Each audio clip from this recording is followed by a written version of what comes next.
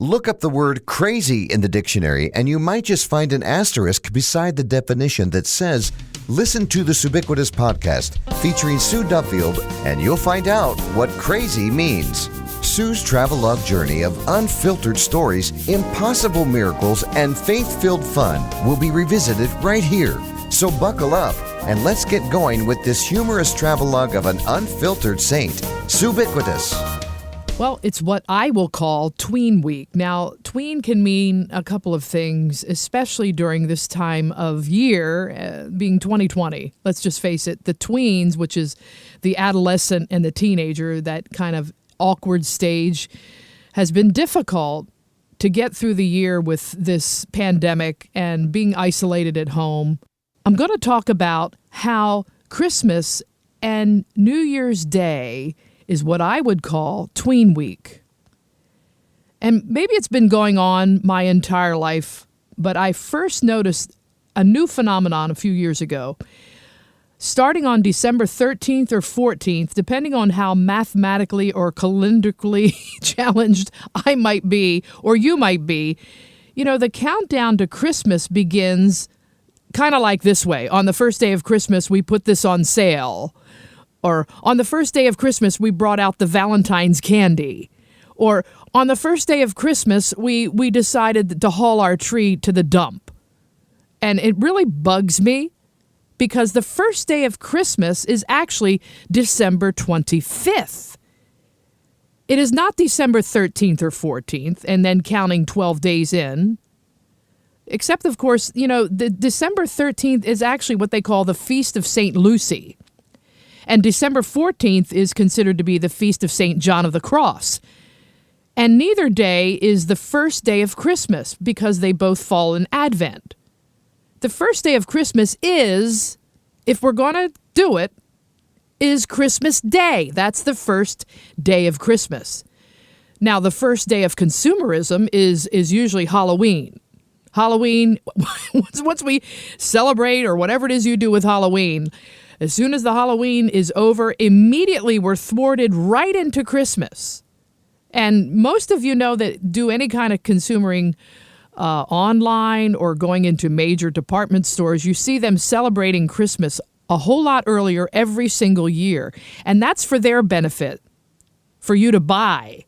That's not for our benefit to celebrate a holy day. So, yeah, we got a few weeks ago into the process that, Jesus probably really wasn't born, obviously, in December, and there wasn't a drummer boy at the manger scene, and there wasn't snowmen, and we know all of that. But we've fallen into this Western culture of dealing with traditions. And so the first day of Christmas, my friend, is Christmas Day.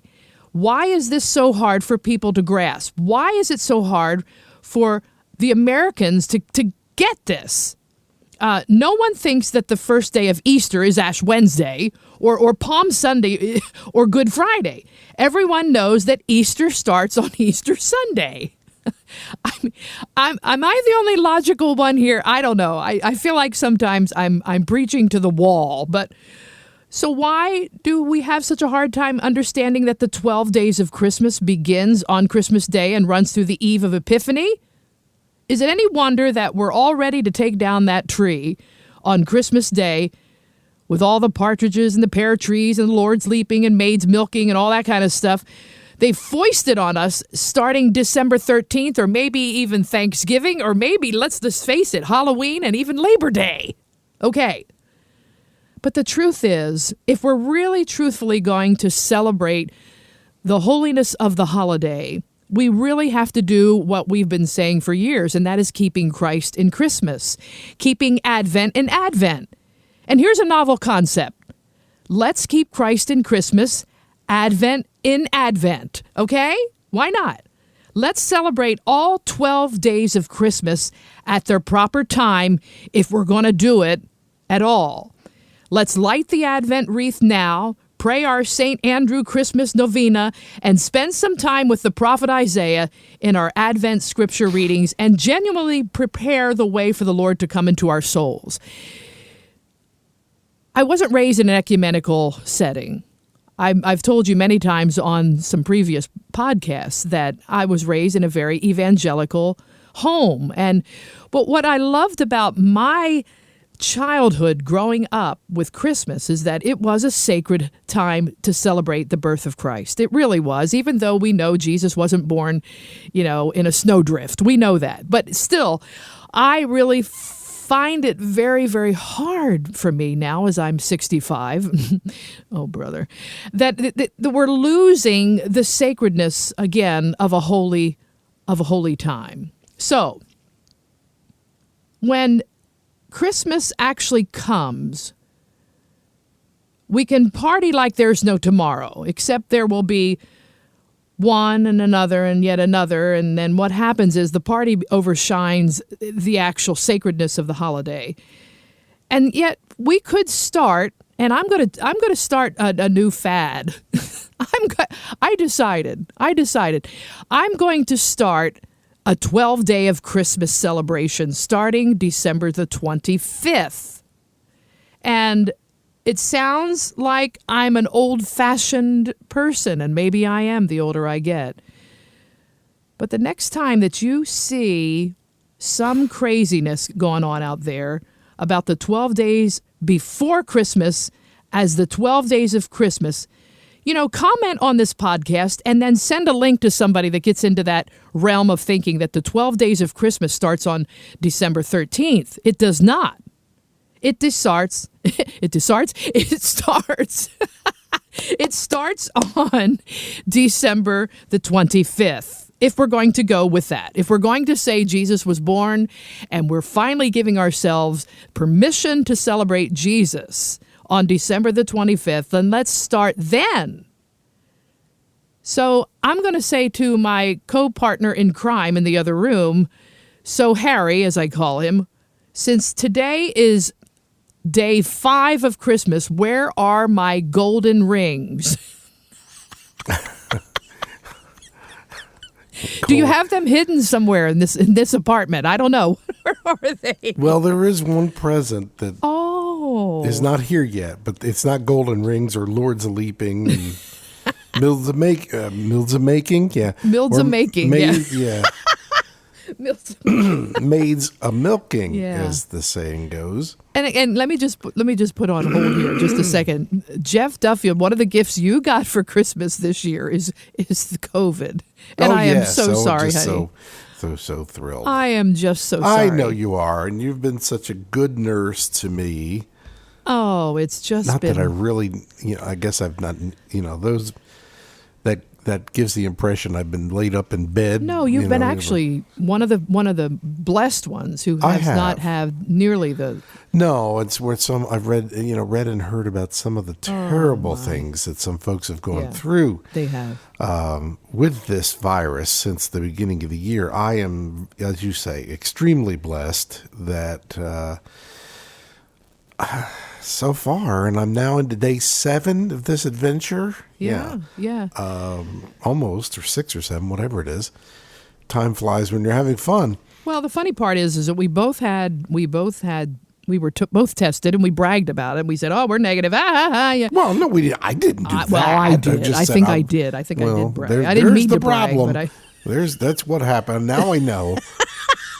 No, I mean, we didn't brag. I'm saying thanking God that we didn't. So, well, but then, I know. No. Well, we're hearing that these 15-minute rapid tests, may not always not be as legit. Well, anyway, Monday of last week, was it? Yeah, Monday of last week, we tested negative. We were good to go. We both felt fine. Wednesday? Was it Wednesday morning or Tuesday night? No, we went Christmas Eve. Well, yeah, that's when we went, but I was not feeling well. Oh, I didn't know you were going that way. Okay. Yeah, either Tuesday night when I went to bed or Wednesday morning when I got up. I don't remember. I think it was Tuesday night. I wasn't feeling kind of that well. I was kind of warm. And so I got up the next morning and still kind of felt, as my mother used to say, punky. Right. So we could actually redo the song, The 12 Days of COVID. I'm not going to do it. No, but we are literally on the countdown. We are on the countdown. Anyway. What day are we now for you? Well, this is day. It's day 7. Seven? If you figure that I started feeling bad. So you should be Tuesday like a evening. Lord leaping. Yeah. Okay. On another total subject, which we won't get into. Is it 7 Lords a leaping? I don't know. No, You 8. Know that stuff I don't better know. Than I do it. But anyway, I You almost just took play a the fly- song. You don't know right, the words. That's right. I almost took a flying leap yesterday, but that's another subject. We won't go there.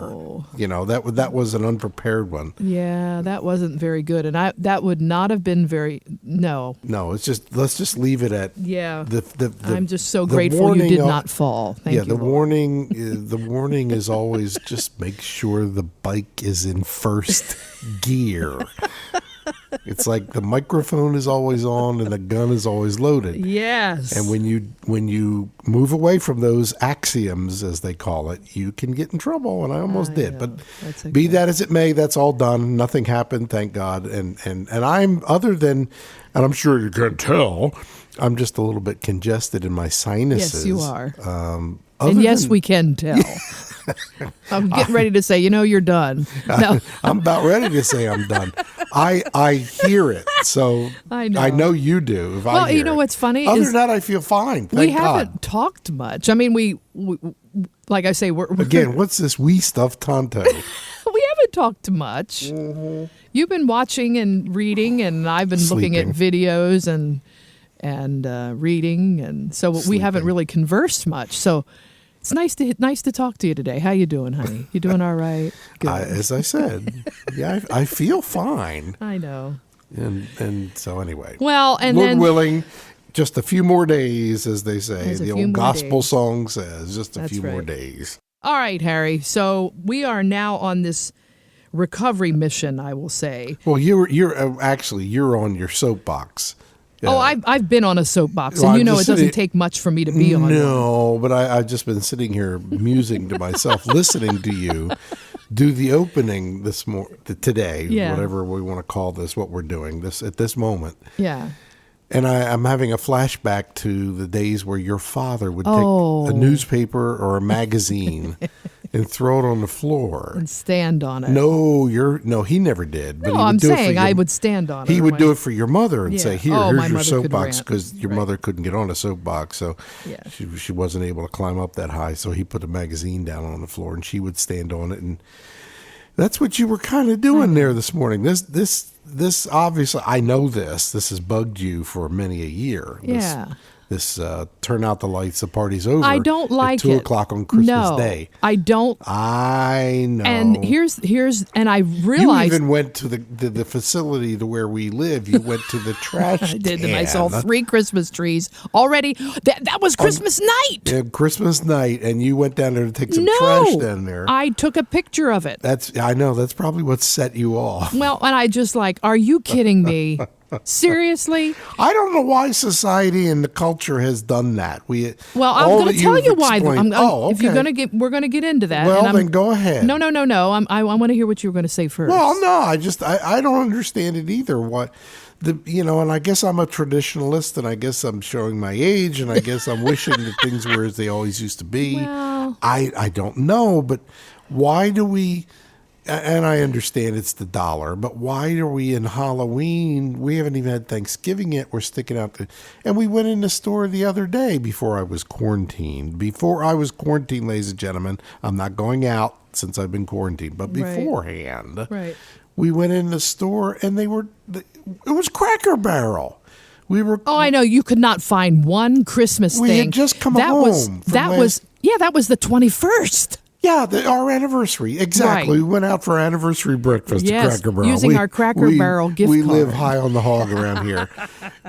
And we were amazed at the store, the completely overstocked store that you can hardly walk through to get to the food. Well, that's the deal. I And I'm going to understand. use Cracker Barrel in a minute. Anyway. as a great just about what Example. Christmas was left on the 21st, still Right. 4 days before the holiday. Well, the excuse they gave in me the was, corner. you know what the excuse, because I asked one of the women. I'm sure you did. She says, well, once we order for Christmas, we don't restock Christmas. So as because things are sold here. And I get that. I understand. But they took down even the decor. It wasn't like. And it's bad. I get that they sell out. I get that they don't want to order more because they're going to be left with merchandise unsold. I get all of that. But don't put the Valentine's Day stuff out. But that's what they have in the back room. And if she told me, she said, if we don't put it out, they get in trouble. No, it's even worse. If they don't put it out, people walk off with it in the supply room that are actually working for Cracker Barrel.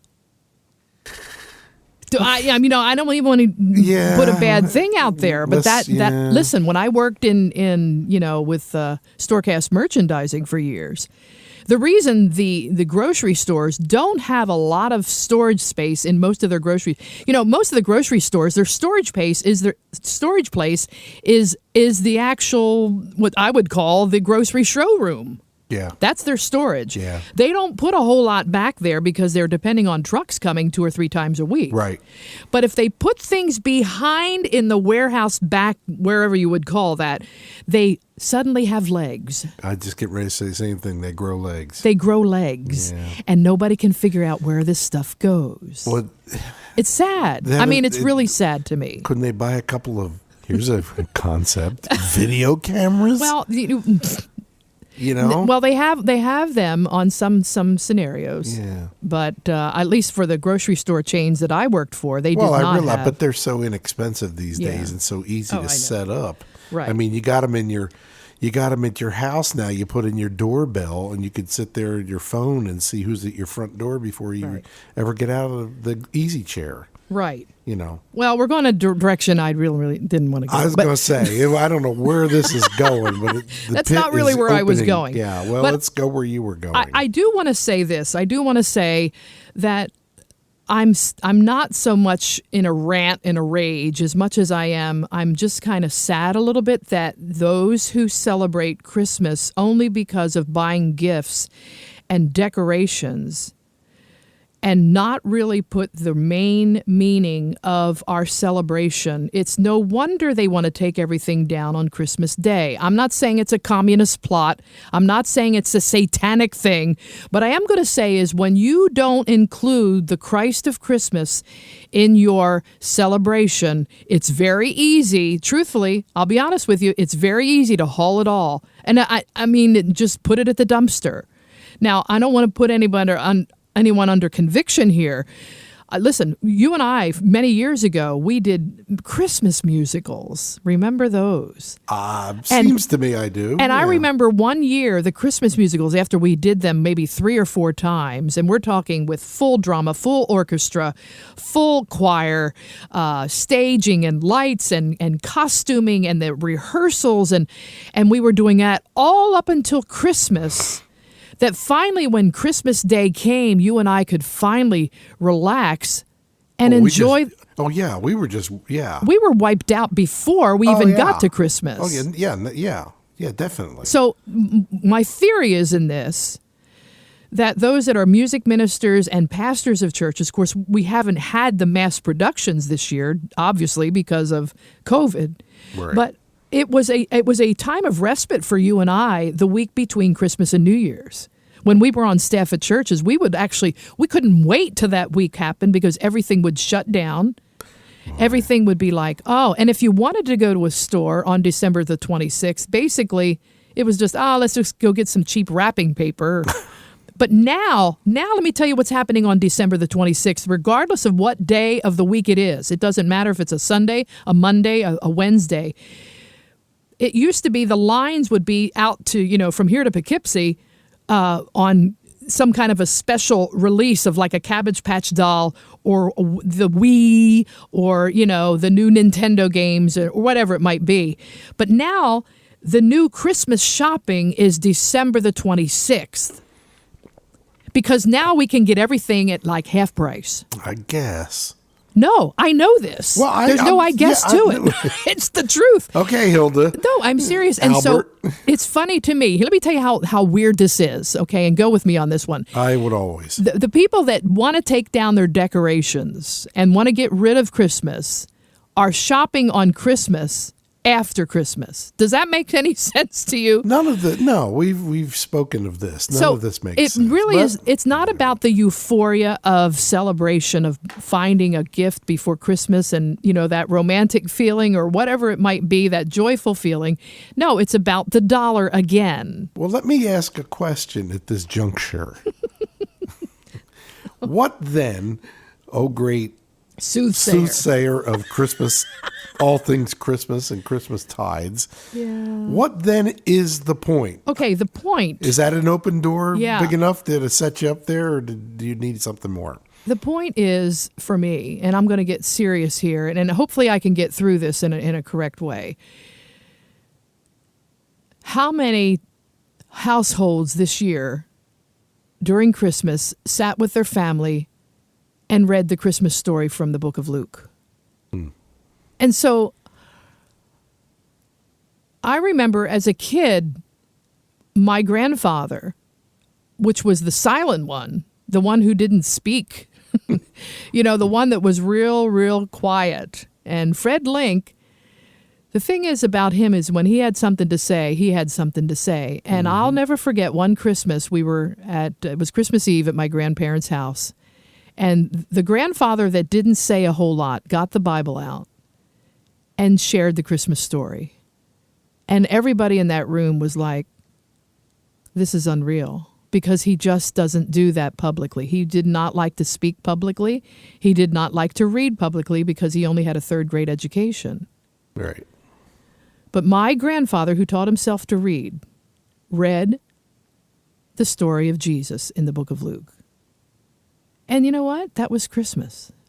That's really what Christmas was. So if you think in terms of what American consumerism has been so inundated with, I would say probably, especially this year, I bet we haven't had many homes telling the Christmas story. And it's easy to just kind of fall into that whole thing. And I think what happens is when we count the Holy Spirit out of just about everything that we do, it becomes very hollow, it becomes very shallow, and it's quite easy to drag the Christmas tree with no pine needles to the curb.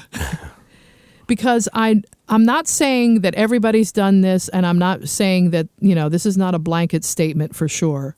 But I even watched it, Jeff, when I did Christmas broadcasts on WNRK in Delaware for years. And for 10 years, we would do, all kinds of craziness before Christmas. My general manager would tell me, starting Thanksgiving, Black Friday, you got to play 100% Christmas music. And I was outraged because do you know how uncreative you can be for almost 30 days of playing Christmas music constantly? It was just really hard. Yeah, to play anything decent. You do run out of stuff. Well, you run out of things to say, and you play the same songs over and over, and there's almost like this catatonic feel as a broadcaster. Yeah. And I had to really watch myself not to get into that catatonic state because I became so conditioned that when I finally would hear Nat King Cole sing, after you heard him sing it 100,000 times, Joy to the World, it just becomes very played in your mind and played in your ears. It's not special. Mm-hmm. And so Dan Casey, who was an old school radio guy that I worked with for years, he did Armed Forces Radio, and he was really big on music and how to plan music for what he called a hot hour. And he said, years and years ago, back in the 40s and the 50s, when radio stations would play Christmas music, it would be like 1 or 2 an hour. And all of a sudden you were playing all this other stuff. You're playing like a Dorsey hit or an Elvis song back in the 50s or whatever. And then suddenly you would throw in, a Bing Crosby White Christmas song. And suddenly the airwaves just kind of cleared. Right. Because I remember that even back as a kid. And I don't go that far back, but I do remember. Well, what happened? It made the listener turn the radio up when finally a Christmas song came on. Right.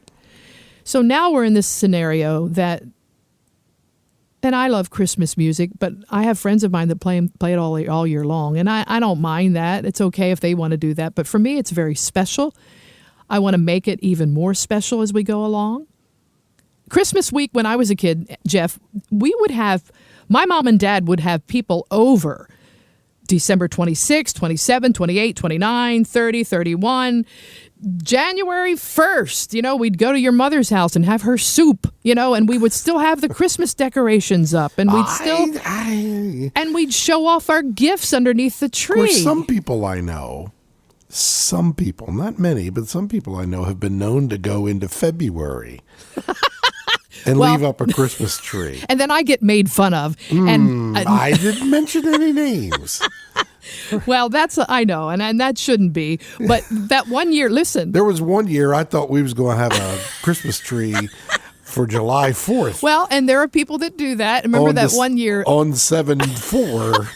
Foom, foom, foom.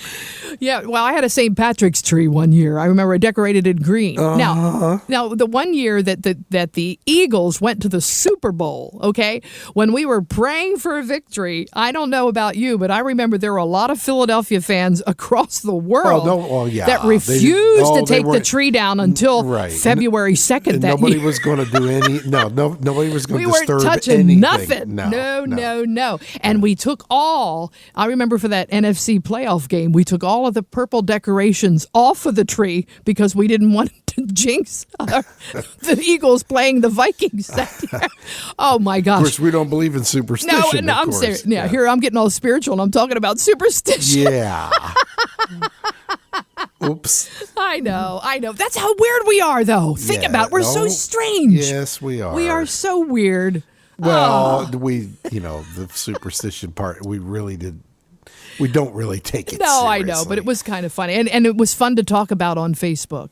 Mm-hmm. And yes, I'm not saying that any of this is wrong. I'm truly not. But I'm saying for me, it just bothers me that Christmas has basically been reduced to, and it's even worse than ever before, because even on Amazon, on the day of Christmas,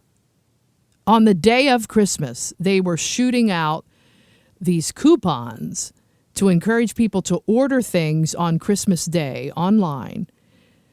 And so, they're in business.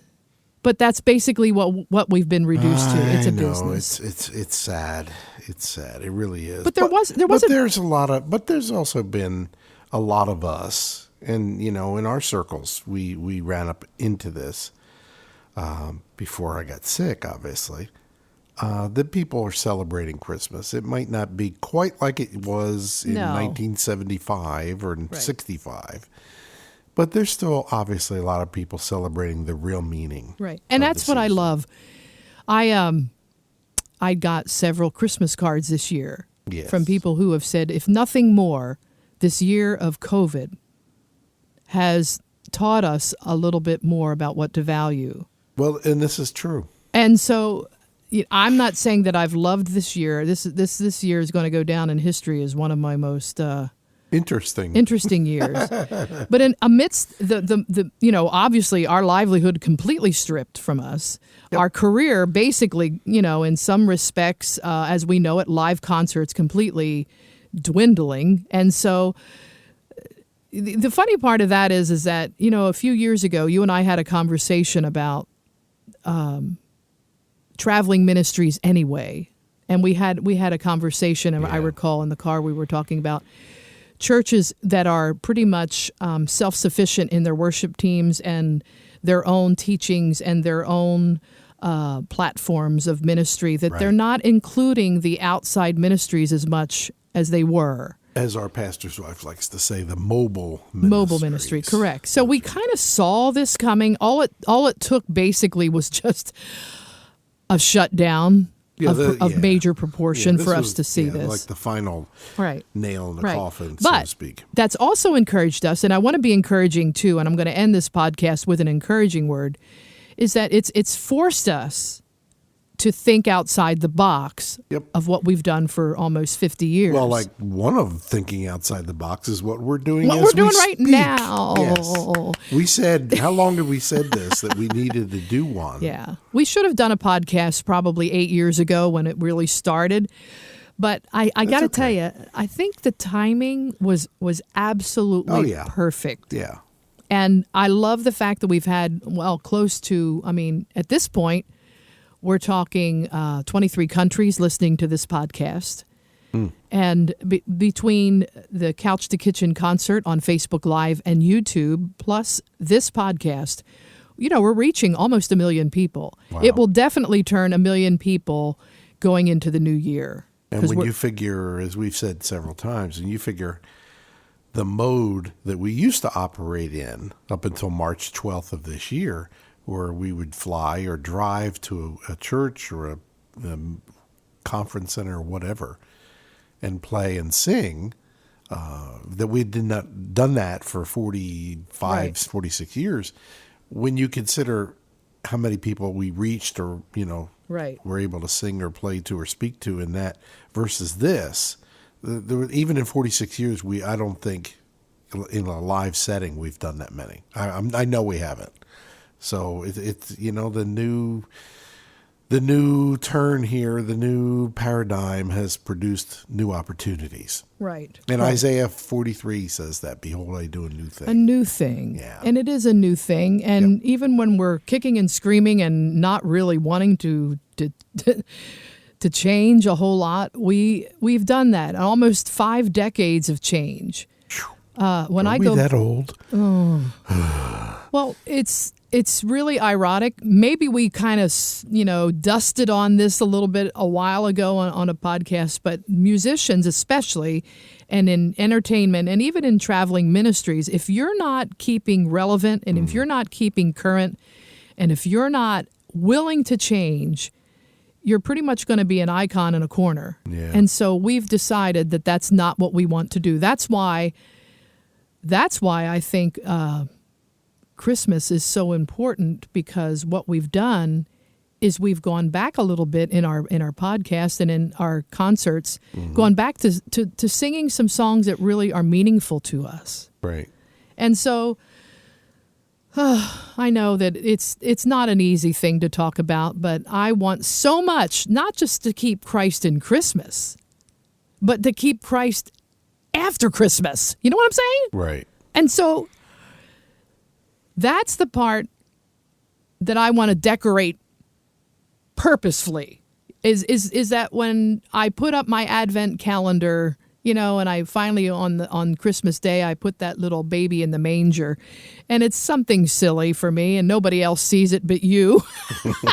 But it meant something to me as a tradition. And even though my kids aren't with me anymore, and even though we couldn't see our grandson here, even in Nashville because of COVID, we still are doing some things that are meaningful to you and I.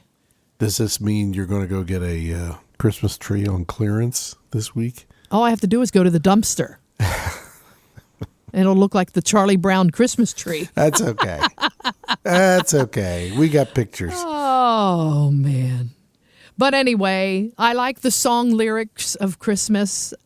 We're going to come into January and no one knows about necessarily where we're going to be. We think a lot of people have this theory, once New Year's Eve and New Year's Day, we're going to be done with 2020 and we are not going to have any more problems and COVID's going to be gone. And, we got a new political thing happening and we got and all this kind of stuff that, you know what, I'm going to tell you, it's not going to go away. No, I don't think so. And I'm not pronouncing doom, despair, and agony on me, but I'm saying to you, if you don't have the Holy Spirit as your director, right, it's really going to be a tough 2021. Yep.